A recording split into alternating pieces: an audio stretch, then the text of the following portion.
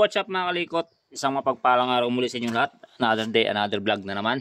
So for today's video vlog, so share natin yung tinatawag na push plug. Kung sa mga motorsiklo na di timing chain, mayroon silang tinatawag na tensioner na kung saan yun yung tumutulak sa timing chain ng motorsiklo. Bibigyan ng tension sa timing chain para hindi maging maingay. Okay? Dito naman sa mga tulad ng TMX 155 at iba pang mga motor na pantra. Pag tinawag na pantra, pan-tricycle. Tulad ng mga Rusi, Lipan, mga Motorstar. Yan, basta mga push rod na motorsiklo, meron naman tinatawag dyan na push plug. So saan ba makikita yung push plug mga kalikot? Ano yung ginagawa nito or ano yung purpose nito sa ating motorsiklo? So dito yung sa may magneto side mga kalikot. So may magneto rito na nakakabit. So pag tinanggal yung magneto, yan, yung flywheel magneto, makikita natin dito yung push plug mga kalikot. Yan.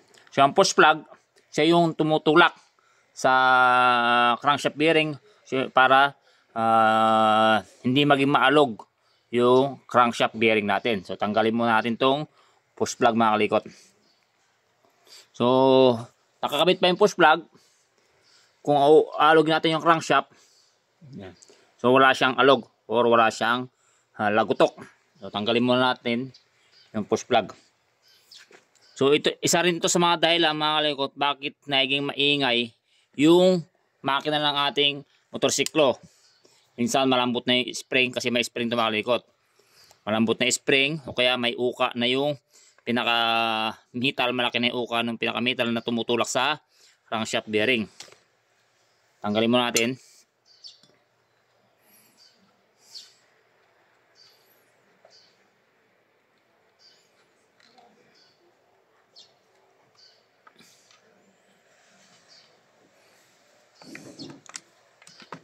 Kaya natanggal natin.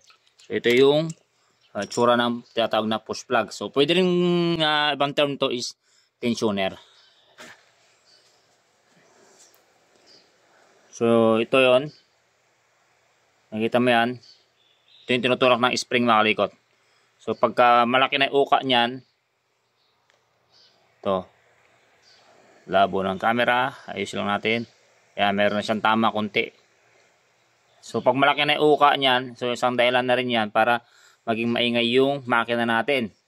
Kasi hindi na niya maitulak na maayos yung crankshaft bearing. Silipin natin yan, ayun no. Makita. Yun. Crankshaft bearing yan mga kalikot, bearing ng ating sigunyal. So ito pa isa sa dahilan, kapag malambot na itong spring na to o talagang umiksi na siya, yan. So isa na rin sa dahilan magiging maingay yung makina ng ating motorsiklo. Pinapalitan ito mga kalikot. Yan, kapag malaki na uka nito or yung spring malambot na or total deform na, so pinapalitan niya mga kalikot. Tapos ito meron yung o-ring. Kapag matigas na yan, worn out na yan, pinapalitan din yan para hindi man tumagas dito yung langis. Pakinggan natin yung crankshaft. Kanina, nung nakalagay yung push plug natin, so hindi siya umaalog or wala siyang ingay. So pakinggan natin mga kalikot.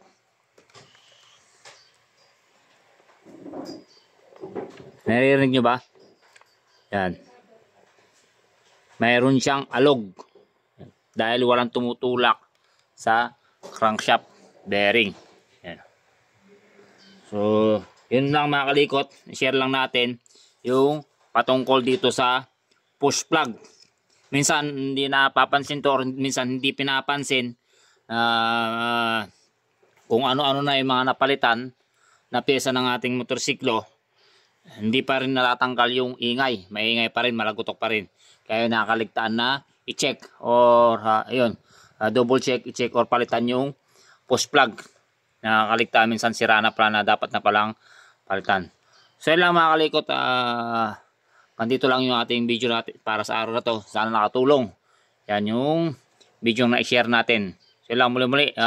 Maraming salamat sa patuloy na pagsuporta ng ating munting channel sa FB page. Kalikot Vlog TV at yung ating dating page na nahack na ibalik sa atin at nawala na yung restriction yung Kalikot Works. Sa akin din yan mga Kalikot Works. At siyempre, pasuhin na rin, pasubscribe ng ating YouTube channel, Kalikot Tori Mekaniko. Sila muli, maraming salamat. Thank you.